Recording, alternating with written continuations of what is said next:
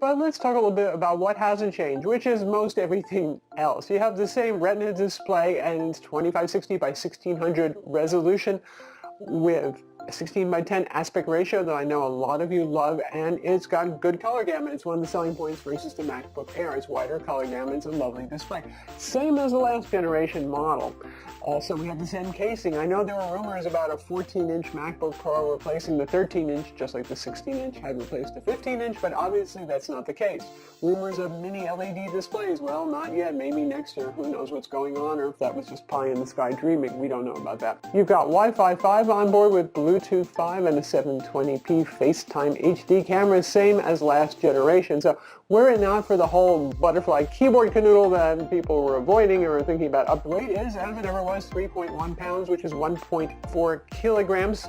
So not the lightest 13-inch Ultrabook / laptop on the market, but that's fine. And rather than having Apple compromise features even more to make things thinner and lighter, we'll just let them do what they're doing right now. 15.6 millimeters thick, so it's a pretty slim laptop. One other difference between, and this has happened before, the base and the better version of the 13-inch MacBook Pro. The base model has 2 Thunderbolt 3 ports, and the higher-end $1799 and up Intel 10th Gen model has 4 Thunderbolt 3 ports.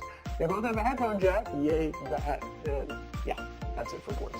Speaking of SSDs, the base model, the $1299 model, has a 256 gig SSD, so that's kind of hard. It should have a better display, and it is noticeable.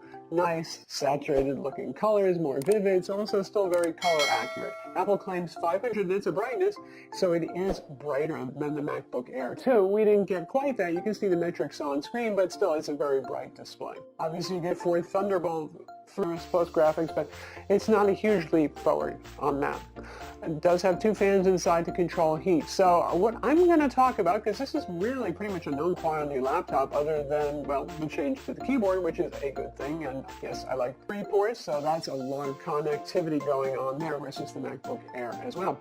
In terms of heat, actually, speaking of heat, compared to the 16-inch MacBook Pro, which is certainly a toastier machine, particularly if you hook up external monitors and start doing things like video editing or gaming and all that sort of thing, obviously this is the one that's going to have a cooler casing to the touch, though the core temperatures can get up there, but only if you're doing something like, say, we did our Cinebench R20 benchmark, which you can see Apple, interesting to see in Cinebench, that number one, the temperatures to the touch weren't that bad compared to a 16-inch MacBook Pro. And also, running through several concurrent, just keep running the test over and over again to see how much heat makes the performance drop. Not really. Really, you could see a 30-point drop going down or a 30-point boost the next. In our 10th gen model, performance is better. The single core speed is noticeably better than the previous generation, but it's not a great leap. Again, were it not for the butterfly keyboard, I don't think anybody would